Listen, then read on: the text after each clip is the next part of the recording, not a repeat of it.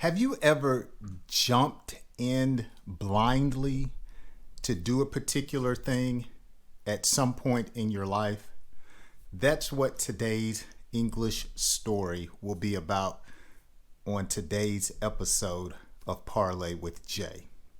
My name is Jay, and thank you so much for stopping by to watch today's episode where I have the opportunity to help you improve your English conversational skills.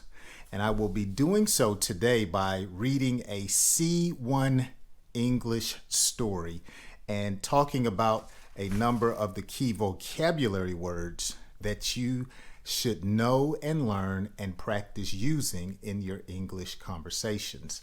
I will be reading from my trusty notes today, which you can also have by following the link down in the description, and practicing from some of my other playlists that I have also linked in the description as well. So I hope you're ready for a little bit of learning and laughter. Let's dive into today's story and be sure to follow along reading the subtitles.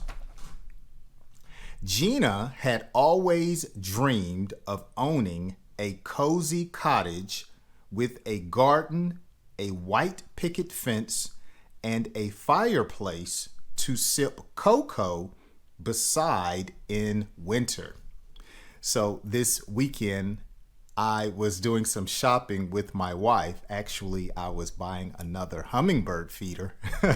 And we passed by the garden section at the store, and I asked my wife, would she like to start a garden? And she said, nope. So my attempt to have fresh vegetables and fruit at the house was shot down. Immediately rejected by my wife. So I have to continue to go to the farmer's market. Let's continue about Gina jumping blindly in to do something. So when she saw a cute little bungalow listed at a limited time price, she jumped at the opportunity without asking too many questions. So when a person jumps at an opportunity, they do something quickly without counting the cost, without thinking about maybe danger, consequences, or something that may be difficult. You do it without thinking. Okay, so you might say, I jumped at the opportunity to get married. Okay, not thinking about the hard work that marriage requires. At the first indicator that she might have made a rash decision came on day one, when she discovered the basement had a mysterious smell. Her neighbor politely suggested it might be decades of mildew, which Gina decided to ignore. Wow, she's got a problem. So an indicator is a sign that shows something is happening. Okay, so you might say his silence was an indicator that he was bothered or upset. Okay, the light came on, indicating that I needed to get some gas in my car. Okay, an indicator. By week 2, the picturesque chimney collapsed. Oh my goodness. On a Monday. Then on a Tuesday, her backyard shed collapsed during a mild windstorm. And on Wednesday, the water heater exploded with a dramatic hiss that sounded like a dragon giving up on life. I'm telling you, I hope Gina had some money because she is about to have to spend a lot of money on repairs.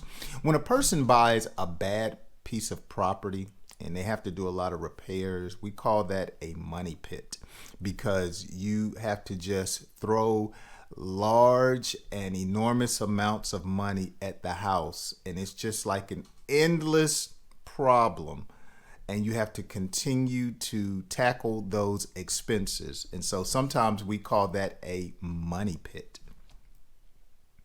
Gina, though overwhelmed, was determined to be a responsible homeowner. She bought tools she didn't know how to use, watched YouTube repair videos narrated by retirees named Hank, and tried to fix things herself. Okay, so she was dogged. She was very determined and resilient, even though she had a lot of problems. The result: a half-painted wall, a faucet that only sprayed sideways, and an injured thumb she proudly wrapped in Frozen-themed bandages. So, you know the movie Frozen, which I have not seen? She wrapped her injured thumb in a Band-Aid that had characters from the Disney, I believe it's a Disney movie, Frozen. A week later, Gina received her first electric bill, which nearly caused her to faint. "How is this sustainable?" she asked, shaking the envelope like it had the wrong number inside.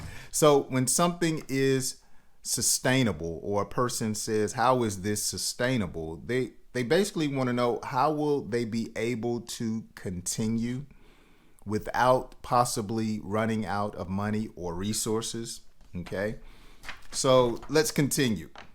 Her parents came to visit and were visibly alarmed. So you could tell by their facial expression that they were concerned, visibly.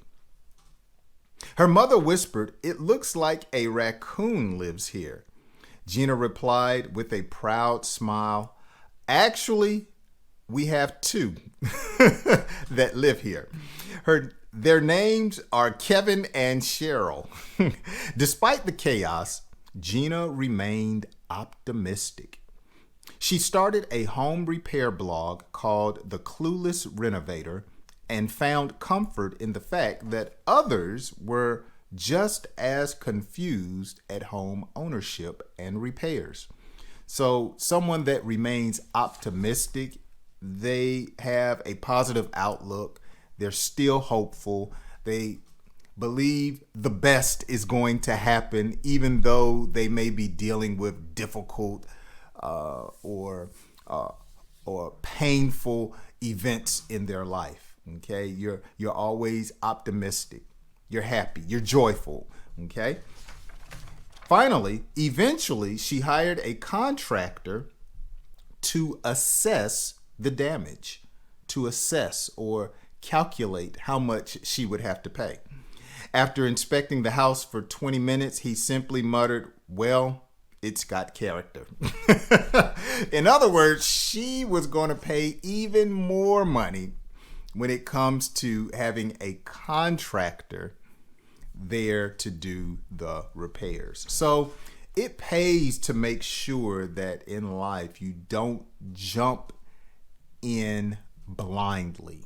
Okay, you just don't do things without doing, as we say, your due diligence, without studying, without knowing what you're getting into.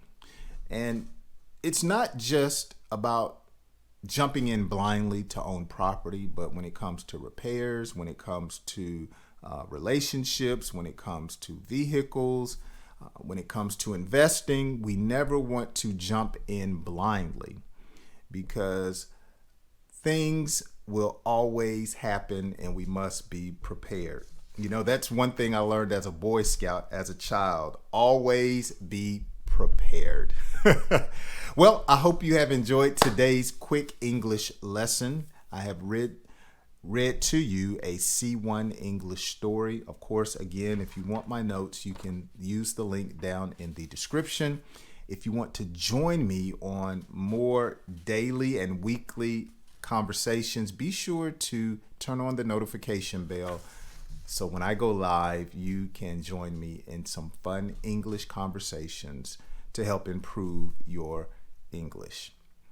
If today's lesson has been a help, be sure to share it with a friend, and I hope you join me on my next English lesson.